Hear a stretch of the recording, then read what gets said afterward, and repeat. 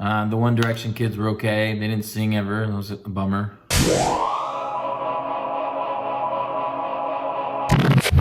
Hey, what's up? This is Blaze Movie Review, and today we are reviewing 1917. Alright, going into this movie, I was pretty looking forward to it. And it was a war movie. It had a lot of Oscar nominations, a lot of buzz around this movie. It was hailed as one of the best movies of the year. I was pretty excited. I like war movies, like a lot of action. The movie stars a couple British kids who I've never heard of. It could have been those One Direction kids, I'm really not sure. The movie comes in at 119 minutes, right around 2 hours. I broke this movie up into 2 segments while watching. Alright, there's no sexual content. There is a fair amount of swearing, and there's a lot of graphic scenes with bodies, limbs, injuries, nature like that, which you can expect from a war movie or the show The Walking Dead. Carl.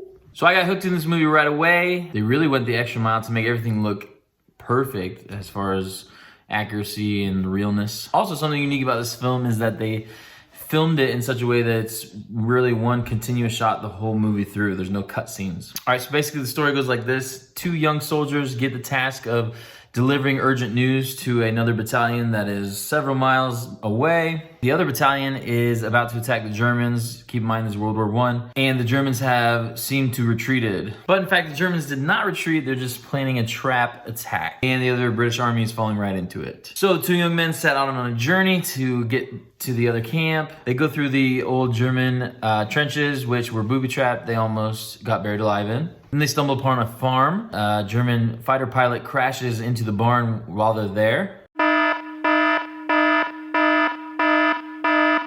They rescue the man, and after that, he stabs one of the boys, and he dies. And he died. You gonna die. The other soldier then has the task of carrying on this journey by himself. So he comes across the town with a few German soldiers left behind and meets a girl and her baby and tries to help her out a little bit. I don't know what she was doing there.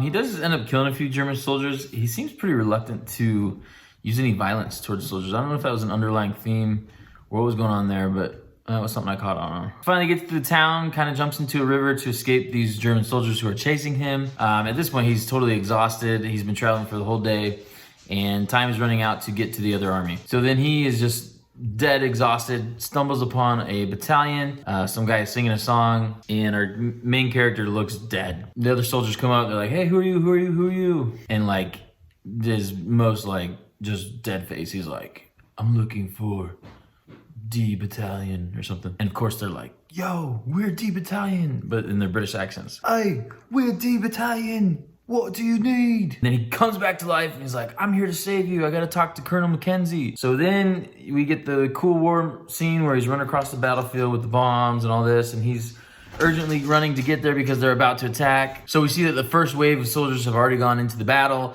So he's running as fast as he can. And then finally he gets to Dr. Strange, who is the colonel. And he's like, hey, Colonel, you stop the attack, I've got orders. And the Colonel's like, who are you? I don't care. I've got to do things. Cheerio. My dog's biting me. And so he talks the Colonel into calling off the attack and apparently saves a lot of lives. There was another storyline with the other guy who died and his brother. I didn't really care for it. As far as my expectations go, I was pretty psyched going in this movie. I expected a lot. It's hailed as one of the best war movies of all time.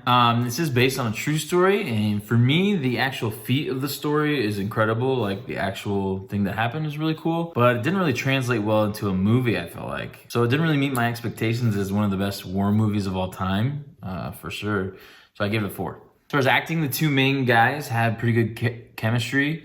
They worked pretty well together until one of them died. So there wasn't a whole lot of dialogue in the movie. So I didn't think the acting bit was too hard, but it was pretty believable.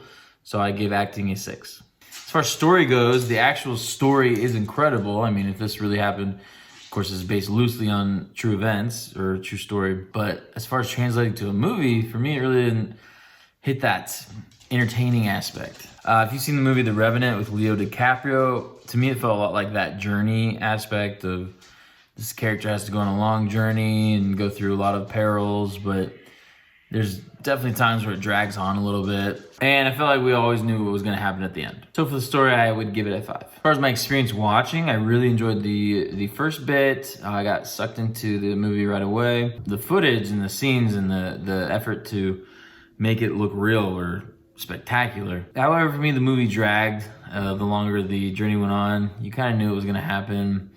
And part of that is because of the trailer, they really gave away a lot of the movie. Kind of did themselves a disservice in that. I don't know, I just wasn't super hooked into it. So for me, my experience watching, I give it a 4. Overall, I thought the movie started strong. The acting was certainly adequate. Again, the story didn't translate well into a movie for me. And to be honest, this is hailed as a great war movie. To me, this isn't a war movie. This is a war story, if anything.